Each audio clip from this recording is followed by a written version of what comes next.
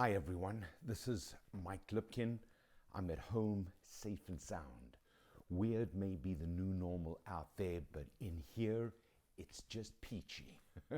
I'm literally in my comfort zone, and that's the title of my talk to you today.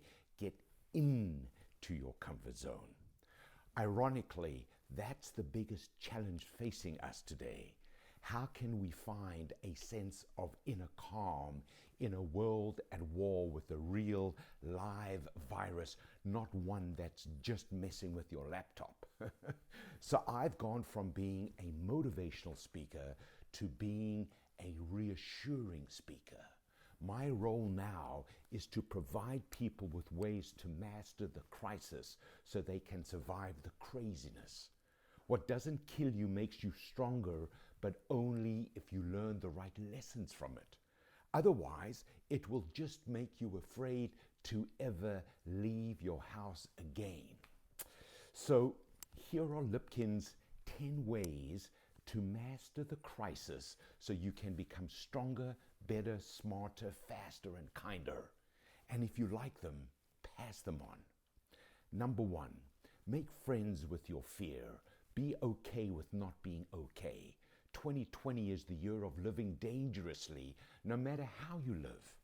In the age of lockdown, peace of mind has been put on hold. It's not you. Anxiety comes with the territory. In fact, anxiety is defined by dictionary.com as a feeling of worry, nervousness, or unease, typically about an imminent event or something with an uncertain outcome. Wow! So being anxious is a perfectly healthy response to this unprecedented threat. Let's begin from there. 2, acknowledge the unreality. Normally is weird and weird is normal. This is a massive exogenous shock. There is no playbook. We are all making it up as we go along. This is like Alice in Wonderland, written by Stephen King. It's a real horror story. But like every story, it has a beginning, a middle, and an end. The first cases were diagnosed in China in December 2019, and China is already returning to normal. We are about to follow. This too shall pass. 3, accelerate through the 6 stages of recovery. Coronavirus is a disease that is as much mental as it is physical. Until December 2019, Corona was a beer. Now it's a plague. So recovery is as much a mindset as a physical state. It begins with denial. We swear this cannot be happening. It's too horrible to even think about. Then reality forces its way in, and that's when we sink into despair. We lament, this is the end of the world. And that's what we are seeing every hour on CNN or CTV. Then we just accept it. We state, here we go. Our survival instinct kicks in. We find reasons to believe. We get ready to deal with it. Then we reach understanding. We think this is beginning to make sense. We do our homework. We listen to the experts.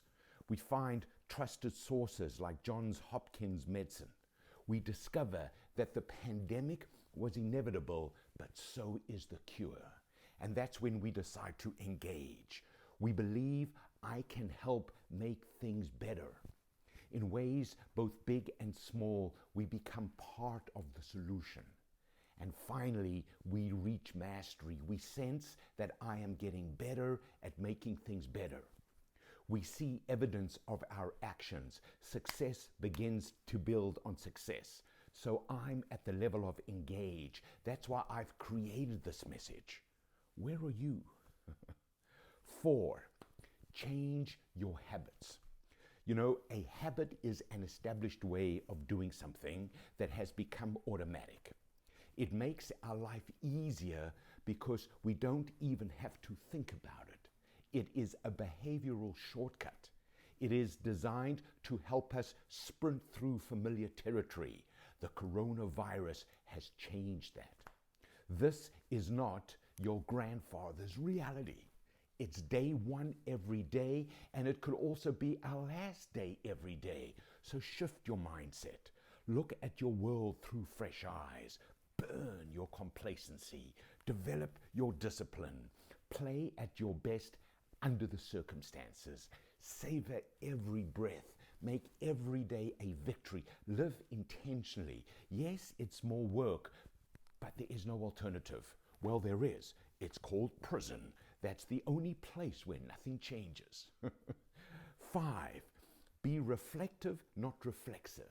It's time to pause and think. We're alone together, not just in terms of social distancing, but in our unique individual approach to life. We are being forced to press pause. So lean out, take the time to read, listen, talk, walk, write, and just breathe. Plan, don't panic. See beyond this moment. Prepare for the upturn. What will you do when this is over? Who will you become? How will you show your appreciation for the people in your life? Makes you think, doesn't it? 6, fantasize for real. Your mind is a time machine. It can teleport you to the past or to the future. So remember your cherished yesterdays. Imagine your awesome tomorrows. Look at the funny side of things that are not funny. Smile at the crisis. Savor the relief you will feel when you get through all of this. Practice being in lag time. That means living in the future before the future is present. Make your fantasy a fact of life. So I'm going to Italy. I'm eating in my favorite restaurants. I'm high-fiving and hugging my favorite people. Hey, it's just a matter of time. 7, take imperfect action. Corona's greatest temptation is to make you feel helpless. It can infect you with a sense of futility as much as anything else. The best vaccine is to do something, no matter how small. So make a call, keep selling, sustain your own version of normal, act like you're in control. Produce a post, join a conversation, reach out and touch someone, virtually speaking. Propose a solution, dance to your favorite music, work on yourself, and wash your hands. 8, stay sharp. Being sharp means having an edge that can cut or pierce something. It also means speed of perception, comprehension, or response. Develop both of them. Dress for success. Look sharp on video. Maintain a robust routine.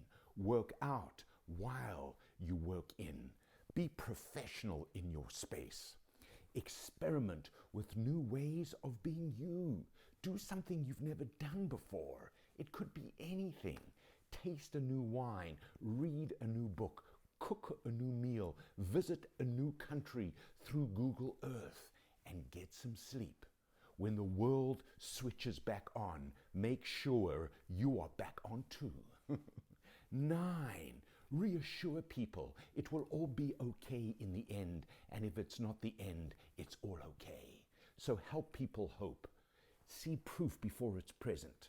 Express your interest and empathy. Remind people why they will survive and thrive. Sound like you mean it. Act with a confidence you may not even feel. Act as if it's real, and it will turn out like that. That's exactly what I'm doing now. You will be amazed how reassuring it is to reassure others. It's also the best investment you can make in your relationships. Elephants have got nothing on people. It's people who never forget. So how will you be remembered through this time? And finally, 10, be an example. Immunize yourself against regret. Behave now the way you want to feel about yourself later. When you look back, make sure you can look back with pride and encourage others with your courage. This may be one of the hardest things we ever have to do. Of course, it isn't going to be easy. Celebrate the struggle. We are deep into the curve. Grow as you flatten it. Provide an essential service that makes you invaluable later on. So that's it for now. If you have a team, let's design a virtual session together that will get all your people into their comfort zone so they can play at their best under the circumstances.